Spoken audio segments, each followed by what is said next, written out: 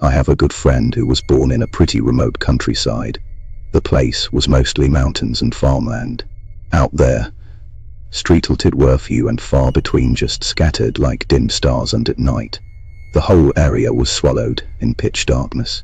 The dark rice fields at night looked no different from a vast, endless sea. In that black night, scarecrows would stand still in the rice paddies, under the faint glow of the sparse streetletted by the dirt paths. They appeared blurry and ghostly. It was genuinely frightening. My friend hated that sight too. Whenever he passed by rice fields with scarecrows standing guard at night, he couldn't help but quicken his steps. One evening, "Want part of yourselves?" He was walking the dim country road as usual. He had wanted to get home before dark, but school club activities kept him late. Plus the tram ride took several tens of minutes, so he always got home late, even though he felt scared staring at those scarecrows after dark. There's a saying, the scarier something is, the more it draws your gaze. That night, as he walked past the fields, he kept glancing sideways at the scarecrows standing out there. The dim streetletwide made the narrow dirt path unusually eerie. After a short while, he noticed something different in the rice field ahead, a shadow unlike the others. It was about 2 or 3 times taller than a normal scarecrow, standing abruptly out of place among the fields. It looked like a scarecrow in form, but its height was monstrously large, and it gave off a deeply unsettling feeling. Curiosity got the best of him, and thinking maybe his eyes were playing tricks, he stopped to take a closer look. Under the moonlight mixed with the blurred street lamp glow, he gradually made it out more clearly. It was a scarecrow posture, standing there, but he couldn't see a face. It seemed to have its back turned to him. A giant scarecrow turned away. As he focused intently, the thing's head slowly began to turning in the direction of my friend. Frozen with fear, his eyes widened. Goosebumps pricked his skin, and a cold sweat trickled down his scalp. His instinct screamed danger. Eye contact with that thing could lead to something terrible. He quickly tore his gaze away, then bolted nervously, running past the field as fast as he could. That night, he was terrified. He wasn't sure exactly what he had seen, only that it made him sick to his stomach.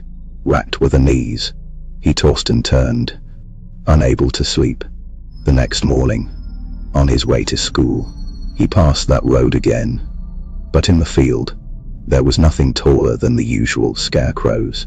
Though he didn't know what he had witnessed the night before, he was absolutely certain it wasn't anything normal. He told me that until he graduated high school, he had to walk that road home every day.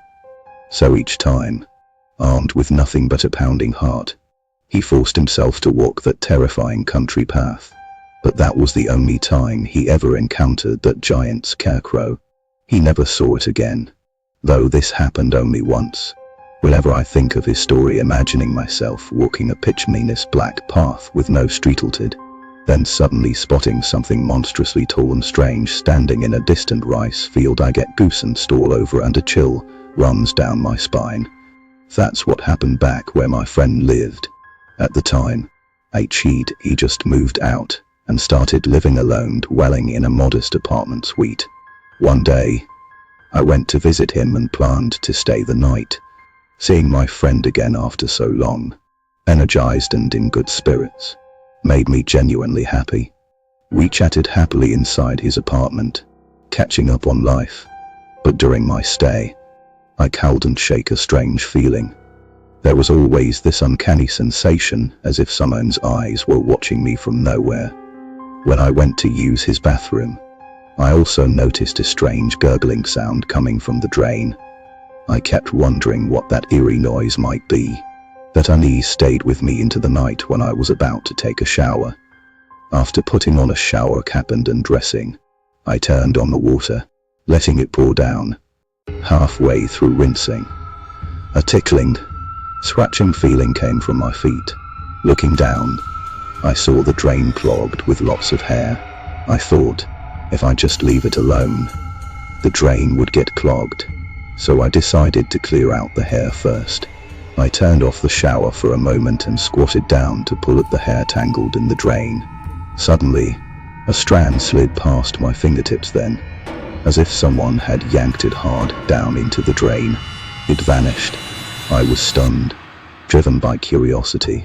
I lowered myself even closer to look inside the pitch black drain.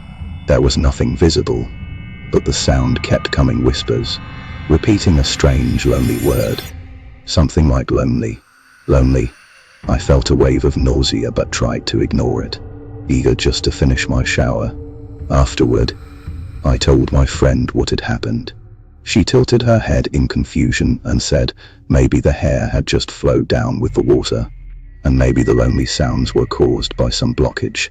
Since neither of us had any explanation, we brushed it off. The next morning, I got up early. I had plans for the afternoon, so I got ready to go home. Leaving my friend's place, I walked towards the station, but my mind kept circling back to that heavy, wet tangle of long hair in the drain yesterday. Something about it felt off, but what exactly? Then it hit me, the source of the unease. My friend has short hair. Yesterday, I was wearing a shower cap and didn't wash my hair, so those long strands couldn't have belonged to either of us. A sudden fear swept through me. Goose and rose on my skin. In that drain at my friend's apartment, something terrible must be there. And just as the dread tightened its grip, from a nearby gutter behind me, I heard it again. That same lonely whisper from yesterday.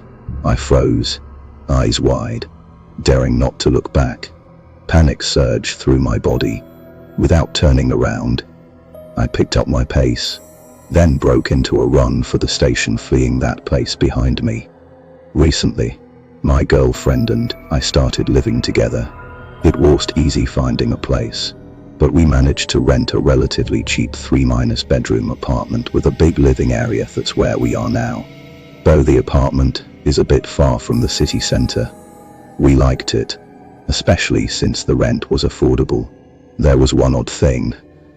Though both apartments on either side of ours were empty, I figured maybe the area was just too out of the way for people to want to live there, so I didn't think too much of it.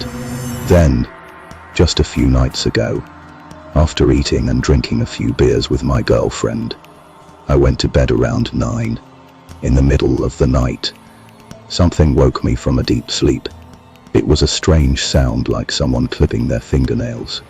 Half asleep, I thought, maybe my girlfriend is trimming her nails. I pulled a blanket over my head, trying to fall back asleep.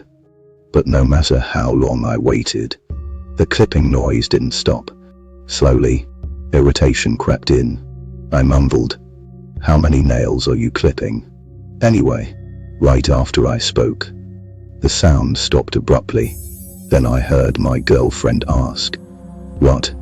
Are you sleep-talking?" She climbed out from under the covers beside me and sat up. I asked if she'd been clipping her nails. She looked puzzled.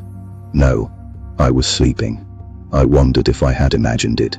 Maybe it was just a hallucination. So we both fell asleep again. The next morning, I went to open the balcony window, hoping to let fresh air in. But when it slid open, I saw something that froze me in place. Scattered across the balcony floor were large chunks of black fingernail clippings. Worse, the amount was far beyond what normal nail trimming would produce. I was terrified, yet my girlfriend is even more sensitive to things like this. So, before she noticed, I quickly swept the clippings down the drain. As I cleaned, I picked one up to take a closer look. There was a strange trace of fresh, red flesh stuck to the nail.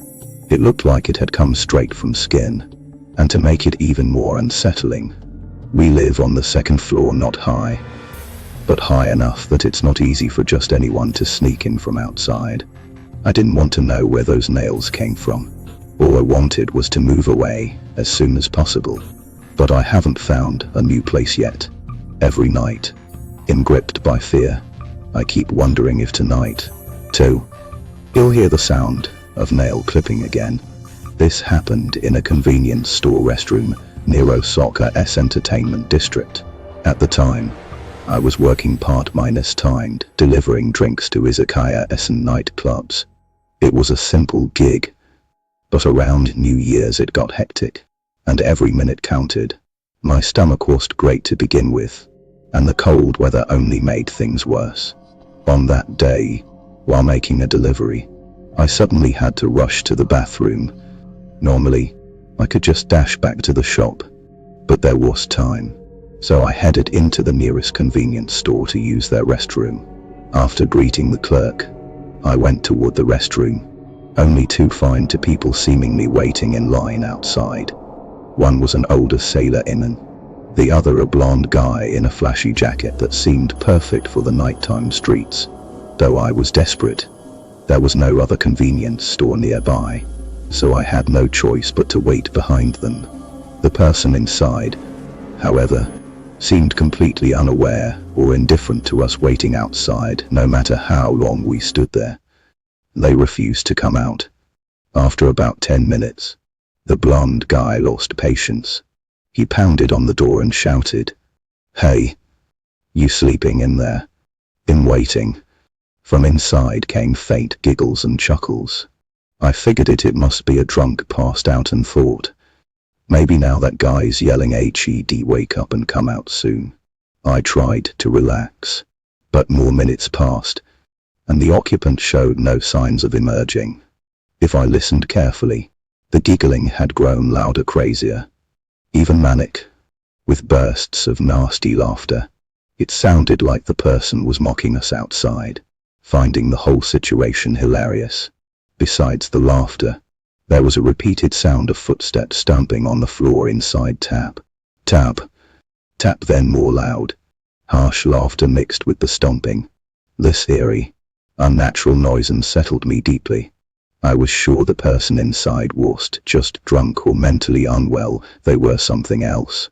The situation felt so bizarre that I forgot my stomach pain and just stared at the door. The blonde guy was sweating on his face now, and I could tell he was thinking the same thing. He held his breath, watching intently. Finally, unable to take it any longer, he shouted roughly at the clerk, "Is that guy doing drugs or something in there? He's been inside almost half an hour."